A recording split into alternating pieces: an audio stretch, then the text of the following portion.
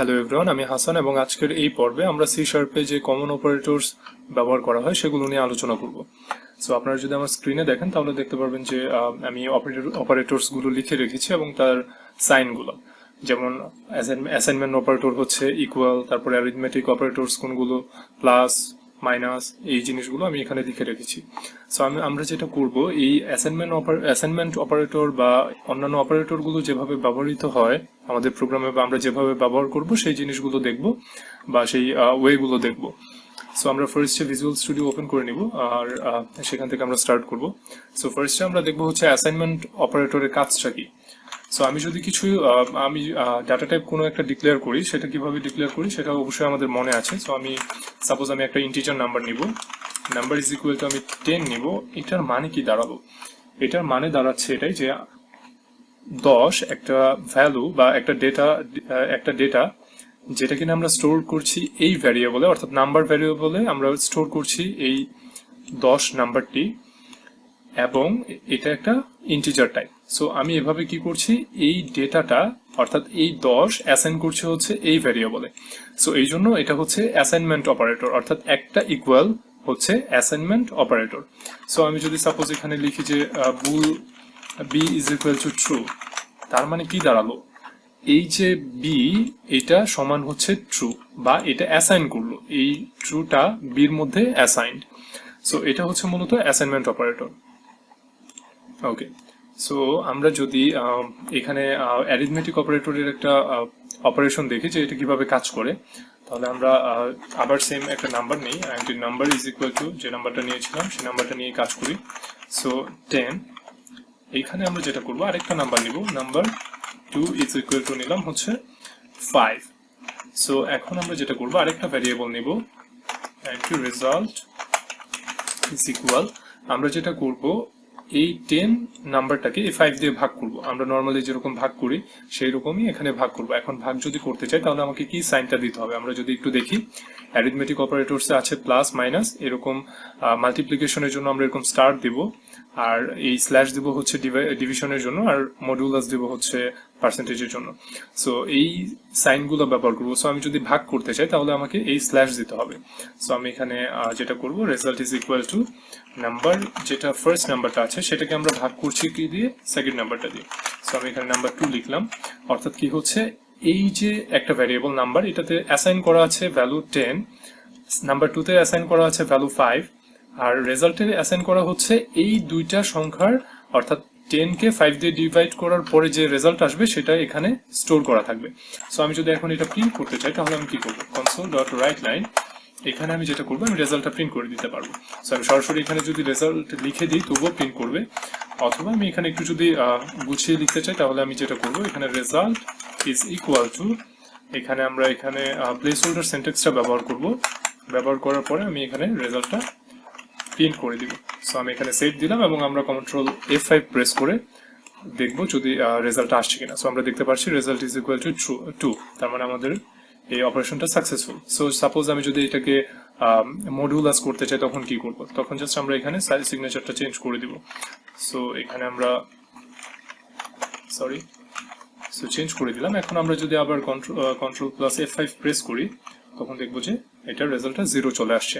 ঠিক সেম আমরা যদি বিয়োগ করতে চাই, সাবট্রাকশন যদি করতে চাই তাহলে আমরা সেম কন্ট্রোল F5 দিলাম, আমরা দেখবো যে রেজাল্ট চলে আসছে।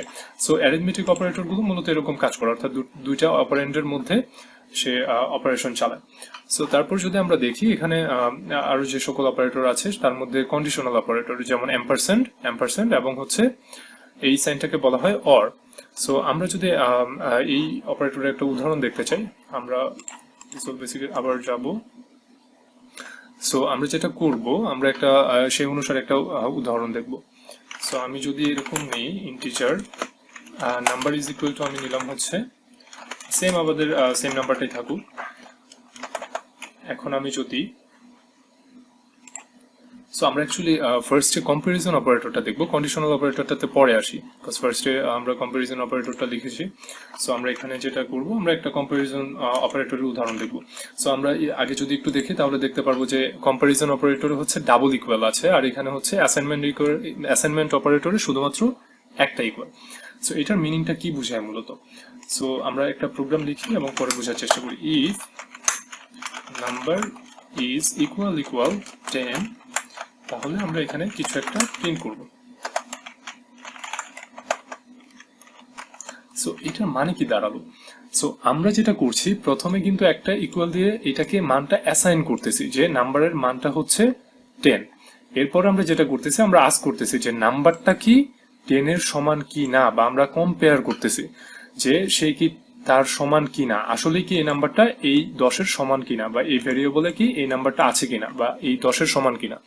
সো এই যে কম্পেয়ার করতেছি সেটার জন্য আমরা কি ব্যবহার করলাম? এই ডাবল ইকুয়াল ব্যবহার করলাম। সো এই ধরনের ক্ষেত্রে ব্যবহার করা হয় এই ডাবল ইকুয়াল, তারপরে হচ্ছে not equal, less than, sorry এখানে একটু একটু এই কম্পারিজন অপারেটর গুলোতে যেমন দেখতে পাচ্ছেন লেস দেন অর ইকুয়াল, এই সব কিছুই হচ্ছে কম্পারিজন অপারেটরের মধ্যে। সো আশা করছি এই জিনিসগুলো আপনারা বুঝতে পেরেছেন। সো নট ইকুয়াল দিলে আমরা সেম এখানে যদি কম্পেয়ার করতে চাই, তাহলে আমরা কি এখানে নট ইকুয়াল দিলেই সেই অনুসারে আমাদের প্রোগ্রামটা কাজ করবে। সো আমরা যদি এখানে less than or greater than or equal দিই, তাহলেও সেটা কম্পারিজন হিসাবে গণ্য হবে। সো আমরা এরপরে যে অপারেটরটা দেখবো সেটা হচ্ছে অ্যাম্পারস্যান্ড বা অ্যান্ড, আর এখানে হচ্ছে অর। সো আমরা এইরকম দুইটা নাম্বার নিই, এখানে আরেকটা নাম্বার নিই আমরা, যেন দুইটার মধ্যে কম্পেয়ার করতে পারি। another number is equal to suppose আমরা আরেকটা নাম্বার নিলাম 5। সো এখন আমরা এখানে একটা কন্ডিশন দিব, if number is equal two equal হবে, কাজ আমরা কম্পেয়ার করতেছি। সো নাম্বার ইজ ইকুয়াল যদি হয় 10 এবং another নাম্বারটা যদি হয় 5, তখন আমরা কনসোল ডট স্ক্রিনে যে বা রাইট লাইনে আমরা লিখবো হচ্ছে হ্যালো। অর্থাৎ এখানে যে কাজটা হয়েছে, আমরা প্রথমে একটা ভ্যালু অ্যাসাইন করলাম সেটা হচ্ছে 10, তারপর আরেকটা ভ্যারিয়েবলে আমরা আরেকটা ডেটা রাখলাম সেটা হচ্ছে 5, এবং আমরা এখানে একটা কন্ডিশন দিলাম, ইফ নাম্বারটা যদি 10 এর সমান হয় এবং নাম্বারটা যদি 5 এর সমান হয়, মানে অ্যানাদার নাম্বার এই ভ্যারিয়েবলে যদি 5 এর সমান হয়, তাহলে আমরা হ্যালো প্রিন্ট করব। সো আমরা যদি এখন রান দিই, কন্ট্রোল প্লাস F5 প্রেস করে দেখবো যে হ্যালো প্রিন্ট হয়েছে। এখন যদি এরকম হয় এই ভ্যালুটা চেঞ্জ হয়েছে, এখানে 5 এর জায়গায় আমরা ধরলাম 6, অর্থাৎ এটা কি এই শর্তটা কি কমপ্লিট করলো না, অর্থাৎ অ্যানাদার নাম্বারটা কি 5 না এখানে 6, তখন কি হবে? তখন কিছুই প্রিন্ট করবে না, অর্থাৎ আমাদের এখানে এই কন্ডিশনটা ম্যাচ করেনি। এবং অ্যাম্পারসেন্ড মানে এটাই বোঝায় যে দুইটা শর্তই সঠিক হতে হবে। যেমন ধরুন আমি যদি আপনাকে একটা উদাহরণ দিই, যে আপনাকে বলা হলো যে আপনি এবং আপনার ফ্রেন্ড যদি ভার্সিটিতে যান এবং স্যারের সাথে দেখা করেন, তাহলে উনি আপনাদেরকে কিছু খাইতে দিবে। সো এখানে বলা হয়েছে যে আপনি এবং আপনার ফ্রেন্ড, আপনি যদি একা যান তাহলে কিন্তু সেটা হবে না। সো অ্যাম্পারসেন্ডটা কাজ করে ওইরকম ভাবে যে যে শর্ত থাকবে দুইটা সেটাই সঠিক হতে হবে। সো আমরা যদি এখানে অ্যাম্পারসেন্ডের জায়গায় যদি আমরা এখানে অর অপারেটরটা ব্যবহার করি, সো অর অপারেটরটা ব্যবহার করব এবং আমরা এটা রান দিব। সো আমরা দেখতে পারবো যে আমাদের প্রোগ্রামটা সঠিকভাবে কাজ করছে। এবং এটার মানে কি দাঁড়ালো? এটার মানে হচ্ছে যে আমরা যদি শর্তটা এরকম হয় যে আপনার ফ্রেন্ড অথবা আপনি গেলে ভার্সিটি থেকে আপনাকে কিছু একটা প্রেজেন্ট দিবে, সো তখন আমরা অর অপারেটরটা ব্যবহার করতে পারি। যেমন যে কোনো একজন গেলেই হচ্ছে, ঠিক সেম এখানে যেটা হয়েছে, একটা কন্ডিশন সঠিক হয়েছে, অর্থাৎ নাম্বার ইজ ইকুয়াল 10, এবং অ্যানাদার নাম্বারটা কিন্তু সঠিক হয় নাই, তবুও সেটা প্রিন্ট করেছে। অলরাইট, সো আশা করছি আপনারা এই অপারেটর সম্পর্কেও বুঝতে পেরেছেন। সো নেক্সট আমাদের যে অপারেটরটা আছে সেটা হচ্ছে টার্নারি অপারেটর। সো টার্নারি অপারেটরের জন্য আমরা যেটা করবো, আমরা আরেকটা প্রোগ্রাম লিখবো। সো টার্নারি অপারেটরের জন্য আমরা একটি বুলিয়ান ডেটা নিয়েও কাজ করি। সো টার্নারি অপারেটরে আমরা নাম্বার ইজ ইকুয়াল টু আমরা ধরলাম 10। এখন আমরা একটা বুলিয়ান ডাটা নিব, Boolean is number is number 10। So এটা একটা বুলিয়ান ডেটা টাইপ নিলাম। এখন আমরা একটা কন্ডিশন স্টার্ট করব, ইফ নাম্বার ইজ ইকুয়াল 10, তাহলে আমরা কি করব, এই যে ইজ নাম্বার 10 আছে আমাদের, সেটার মান অ্যাসাইন করব হচ্ছে ট্রু। অর্থাৎ আপনারা দেখেন এখানে আমরা বলছি যে নাম্বারটা হচ্ছে 10 এর সমান, অর্থাৎ অ্যাসাইন করলাম। এরপরে হচ্ছে একটা বুলিয়ান ডেটা নিলাম। এখন আমরা কন্ডিশন দিয়েছি যে ইফ নাম্বারটা যদি 10 এর সমান হয় তাহলে আমরা এই যে ইজ নাম্বার 10 এটা আমরা ট্রু করে দিব বা সে ট্রু রিটার্ন করবে। সো তারপর আমরা else number 10 is equal to false, অর্থাৎ যদি সেটা সমান না হয় তাহলে আমরা কি প্রিন্ট করব, ফলস। সো এটা আমরা কি করব, কনসোল ডট রাইট লাইনে লিখে দিই নাম্বার ইজ ইকুয়াল 10 ইজ, এখানে আমরা প্লেস হোল্ডার সিনট্যাক্স ব্যবহার করব। সো যেটাই হবে সেটাই আমরা এখানে প্রিন্ট করে দিব। সো আমরা এখানে ইজ নাম্বার 10 বসাই দিলাম। সো এখন যদি আমরা রান করি দেখতে পারবো যে সে প্রিন্ট করেছে ট্রু। এখন যদি এরকম হতো যে নাম্বারটা 11 তখন কি করতো, সে প্রিন্ট করতো ফলস। অর্থাৎ আমি আশা করছি যে এই উদাহরণের মাধ্যমে আপনারা ইফ এলস এর স্ট্রাকচারটাও বুঝে যান। আচ্ছা, সো এখন টার্নারি অপারেটরে কেন আমরা এটা লিখলাম, সো এটা আমরা দেখি। সো টার্নারি অপারেটর যেটা করে, আমরা এই যে এত বিশাল একটা প্রোগ্রাম লিখলাম, যে এখানে ইফ এলস দিলাম এবং একটু লং করলাম প্রোগ্রামটাকে, সেটাকে সে অনেকটা শর্ট করে ফেলে। এবং টার্নারি অপারেটরের সাইন হচ্ছে এই সাইনটা। সো এই সাইনটা কিভাবে কাজ করে সেটা আমরা একটু দেখব। আমরা এই যে এত কিছু লিখলাম সেটাকে আমরা সেটা থাকুক আপাতত, পরে আমরা দেখবো যে এটা কিভাবে চেঞ্জ হয়। সো আমরা এখানে অন্য আরেকটা লাইন লিখবো এবং সেখানে আমরা কিছু কন্ডিশন দিব, আমরা একটু দেখি সেটা কি হয়। সো আমরা এখানে বুল ইজ নাম্বার 10, আচ্ছা আমি বরং এটুকু মুছে দিই যেন আপনাদের দেখতে সুবিধা হয়।